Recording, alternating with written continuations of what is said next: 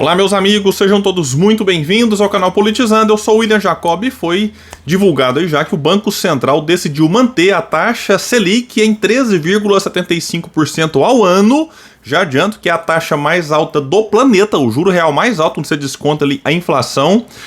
Vou falar também aqui de Eduardo Moreira, que ficou muito pistola e com razão, vai fazer alertas gravíssimos. E se você tá aqui e acha que basta colocar alguém que se diz de esquerda no Ministério dos Direitos Humanos, colocar uma mulher progressista num outro ministério, enfim, isso só, será que basta para que um governo seja considerado de esquerda e progressista? O Eduardo Moreira vai dizer que, inclusive, em alguns aspectos, esse governo é um governo de centro-direita, na melhor das hipóteses, se não dá para dizer, inclusive, de direita. Então, fiquem até o fim, porque quando uma crítica vem de Eduardo Moreira, muita gente não valoriza, mas eu valorizo por quê? Porque é alguém que apoiou e apoia Lula. Então o peso da crítica dele se torna maior do que uma crítica de quem é de direita, por exemplo. Mas antes de mostrar a fala dele aqui, eu quero pedir a ajuda de quem chegou no canal e não está inscrito ainda. Se puder, se inscreva, ativa aí o sininho das notificações, deixa like se gostar do vídeo. Se não gostar, manda o dislike, não tem problema. Comenta, compartilha, tudo isso é muito importante para que a gente chegue em mais pessoas. A gente está quase aqui chegando em 140 mil inscritos e a sua ajuda pode ser fundamental para isso. Pessoal, é o seguinte, sabe o que adiantou o Lula e a Gleice ficarem reclamando dos juros altos que nós temos no Brasil? Reclamações corretas, eu tô junto nesse ponto, só que não adiantou nada. Por quê? Porque o Copom se reuniu e decidiu manter a Selic em 13,75. Insisto no que eu disse lá no começo. O Brasil tem o juro real mais alto do planeta Terra. Dá em torno de 8% quando você desconta a inflação. Mas o curioso é que vocês acompanharam aqui no canal, a gente abordou a questão da posição do Conselho Nacional da Previdência Social de reduzir o teto dos juros no consignado para os aposentados e pensionistas do INSS. O governo não gostou, teve a reunião, enfim, o Rui Costa, o Haddad mandaram recados para o Lupe, inclusive essa decisão vai ser revista. Então, não gostaram da redução nos juros lá para os aposentados, mas ao mesmo tempo o governo fica nervoso com os juros altos do Banco Central. Então, isso não passa um recado, um sinal muito bom para a sociedade. Mas resumindo, voltando aqui à taxa Selic, só tem um motivo para ela estar no patamar que está, que é agradar o sistema financeiro. Não tem outra explicação, porque o Brasil não tem uma inflação de demanda. Então o que está aí é só para agradar uma pequena minoria muito poderosa, que manda e desmanda nesse país, não é de hoje. E detalhe, como eu disse, só o Brasil tem. O segundo colocado aí tem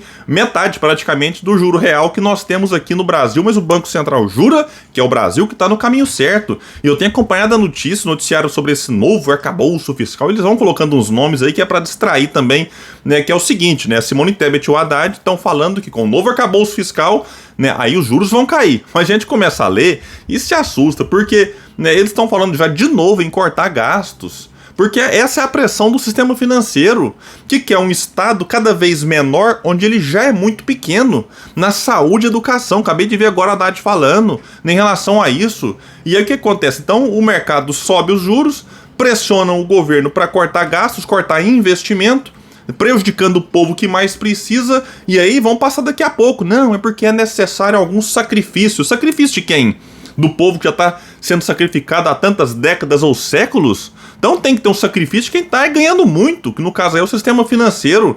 Mas a justificativa tem que ter um corte de gastos, um momento de austeridade, porque aí lá na frente, aí consegue ter um ambiente no país para reduzir os juros. Só que quando chega lá na frente, pode até cair um pouquinho, como já aconteceu outras vezes, mas rapidamente eles arrumam algum motivo, nada a ver, para voltar a aumentar os juros, e aí juros altos vem de novo. É um ciclo trágico para o país. Não, é que tem que ter reformas e as que nós tivemos não foram liberais o suficiente, tem que enxugar a máquina, tem que não sei o quê. Alguns discursos bonitos, muitas pessoas compram, mas a gente tá vendo o fracasso dele, em que o Brasil há 30 anos está crescendo aí em média de 1, alguma coisa, isso é ridículo. E para piorar a situação, foi divulgado algo quase inacreditável. O Haddad indicou o Rodolfo Frois, um banqueiro, sócio do Lema, um dos bilionários aí vinculados a essa questão da Americanas e doador do Partido Novo, para o cargo de quê? Diretor de Política Monetária do Banco Central. Vai dizer aqui, com formação restrita a uma graduação na PUC e um curso no exterior, o liberal ganhará mandato, não poderá ser trocado e cuidará da política de juros. Então, se ele chega no Banco Central para substituir Bruno Serra Fernandes, cujo mandato chegou ao fim em 28 de fevereiro. Aí o Lula está reclamando agora aí do Campos Neto, Ah, mas tem mandato, então não pode tirar numa canetada, né? Eu já expliquei aqui 1000 vezes. Basta o Haddad e a Simone Tebet, né, ter ali, claro, tem que ter o apoio no Senado. A maioria é simples no Senado, não é tão difícil, impossível assim não, para que o Conselho Monetário Nacional, que tem 3 pessoas, Haddad, Tebet e o Campos Neto. Então, se esses dois aqui votam pela exoneração desse, Lula indica um novo nome, vai lá no Senado, o Senado aprova essa mudança. Tem que ter articulação, tem que ter conversa, tem que ter negociação, tem, mas é política, o Lula tá ali também para isso. Não adianta ficar só reclamando sem fazer nada. E aí, quando chega no fim do mandato de um cidadão, o Haddad vai lá e indica um banqueiro, doador do Partido Novo, para entrar no lugar desse que chegou aí o fim do seu mandato. Um negócio inacreditável. Agora, a gente vai criticar o Haddad? Vai, mas vamos lembrar que o Haddad chegou lá graças ao Lula e continua lá graças ao Lula. Então, não adianta o Lula querer, a gente querer proteger o Lula, não. O Lula não tem responsabilidade, coitado, ele tá aí reclamando, não. Lula tem a caneta na mão e ele sim pode fazer alguma coisa em relação a isso. Agora, sobre Eduardo Moreira, para você que acha que basta colocar gente de esquerda no Ministério dos Direitos Humanos, povos originários, da mulher, que mais? Igualdade racial, que pronto, né? Aí vai ter uma maravilha no país. O Eduardo Moreira vai fazer um alerta gravíssimo, né? Ele vai afirmar que o governo está sendo progressista nesses ministérios, mas em outros, no que diz respeito às questões estruturais e dos nossos tesouros, é um governo, na melhor das hipóteses, de centro-direita, porque ele vai dizer, vou mostrar para vocês, pode se chamar inclusive de um governo nesses setores de direita. Então fiquem com o Eduardo Moreira, eu agradeço mais uma vez, pedindo quem puder espalha, compartilha esse vídeo, lembrando que eu estarei ao vivo no Disparate, que é o podcast do Disparada. Eu estou aqui em São Paulo e mais tarde, na quinta-feira, dia 23, eu estarei ao vivo. Se você puder, assista lá, vou deixar o link aqui. Se você assistir depois, vai ficar lá gravado no canal Disparado. Então valeu, pessoal, fiquem então com o Eduardo Moreira. Teve ontem uma participação do Stiglitz, foi prêmio Nobel. O cara foi prêmio Nobel de Economia, uma participação no evento do BNDES. E aí o cara falou, eu até brinquei quando eu cheguei aqui, falei, pô, é óbvio que é uma brincadeira, já estou avisando antes que é uma brincadeira. Eu falei, pô, ele está assistindo o ICL, né? Na verdade é o ICL que está lendo os livros dele, né? E livros de várias outras pessoas que estão entre as mais competentes do mundo, as mais sábias do mundo na área de economia, que falam o que a gente fala aqui no ICL. Não tem sentido nenhum, a não ser encher o bolso da turma da Faria Lima, a não ser encher o bolso dos bancos, que são os mesmos bancos que indicam quem vai fazer parte do conselho das estatais que dão mais grana, que são os mesmos bancos que compram essas empresas que são privatizadas, como, por exemplo, a Eletrobras, a gente sabe, né? A turminha da Lojas Americanas, que sempre foi dona de banco, de Faria Lima. É sempre a mesma turma. É sempre essa turma que defende o 13,75% de juros. Que não é a turma que pega dinheiro emprestado, é a turma que empresta. É a turma que faz a agiotagem legalizada do Brasil. Não tem explicação. Ontem, as palavras do Prêmio Nobel de Economia, Joseph Stiglitz, ontem no BNDES, as palavras dele é o seguinte, não tem nenhuma explicação para vocês terem uma taxa de juro real, que é o juro menos a inflação, acima de 8% ao ano. Não tem. Nenhum lugar do mundo faz isso. Isso destrói a economia de vocês. Ah, porque vai ter hiperinflação, porque o Brasil tem histórico de hiperinflação. Aí ele falou assim, vem cá, daqui a 1000 anos vocês vão estar falando a mesma coisa? A inflação de vocês está igual ao resto do mundo inteiro. Não tem nada de diferente. Ah, porque a Argentina vai ver quanto a Argentina tem de reserva cambial. O Brasil tem mais de 300 bi de reserva cambial. O Brasil emite sua própria moeda. O Brasil não tem dívida externa. Tem, mas tem mais caixa do que dívida externa. É outra situação completamente. Tem nada a ver com a Argentina. Agora, precisa o cara vir aqui e falar isso. Agora, é o Prêmio Nobel de Economia. Porque quando o Lula falava, pô, o Lula está se metendo onde ele não entende, Lula está falando isso, vai prejudicar ali a relação entre o Ministério da Fazenda e o Banco Central. Tem que falar. Tem que falar. É um incompetente o presidente do Banco Central do Brasil. Não tem explicação a não ser enriquecer mais ainda o bolso dos ricos. E aí eu vou te falar uma coisa.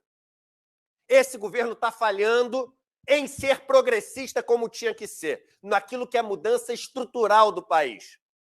Ele está sendo progressista na área de direitos humanos, está sendo progressista na área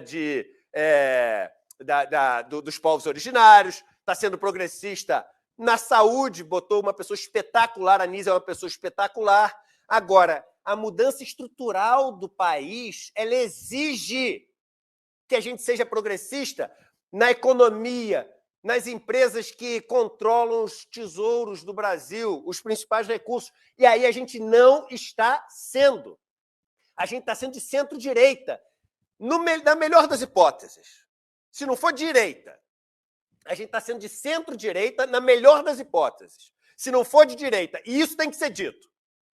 E tem que ser dito num veículo progressista. O governo, nessas áreas que comandam o que muda estruturalmente o país, que comanda quem vai ser o dono das riquezas desse país, de maneira que atribua o mínimo de justiça, porque quem carrega esse país nas costas não fica com nada da riqueza que gera. Nisso, esse governo está sendo de centro-direita na melhor das hipóteses.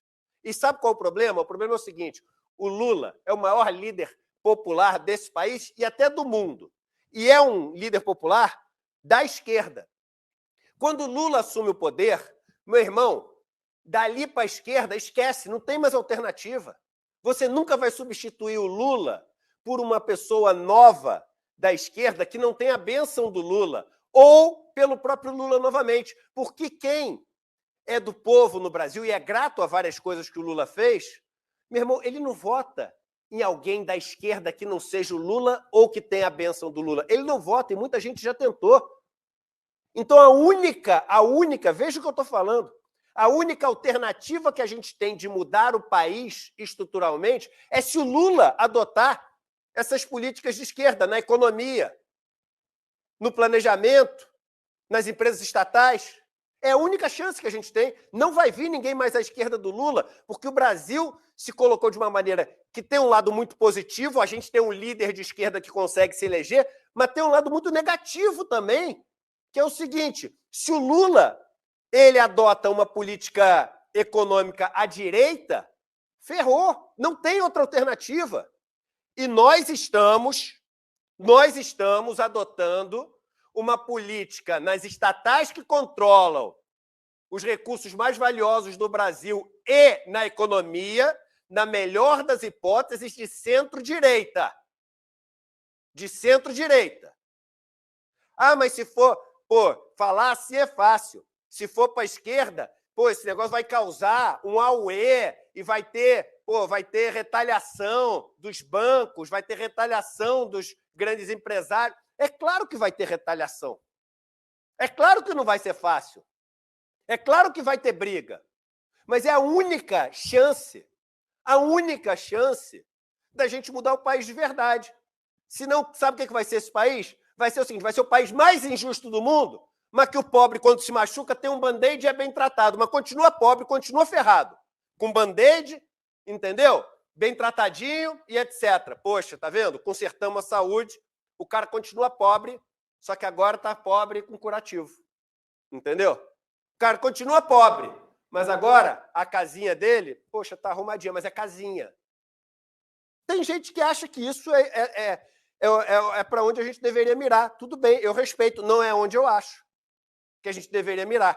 O cara que é pobre, poxa, vamos criar um mundo onde o cara que é pobre tem uma casinha, tem um carrinho, faz uma faculdadezinha, tudo no diminutivo. Coisa que nunca serviria para o filho do Guedes, mas para o filho do pobre serve.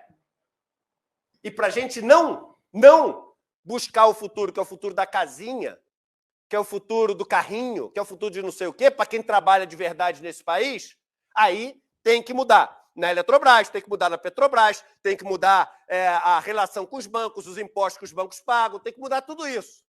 E para fazer isso, a gente não pode adotar políticas e escolher nomes de centro-direita e de direita, entendeu? Para poder, enfim, dizer como vai ser esse país nas áreas que estruturalmente fazem mais diferença no longo prazo. E eu acho que isso não está indo bem.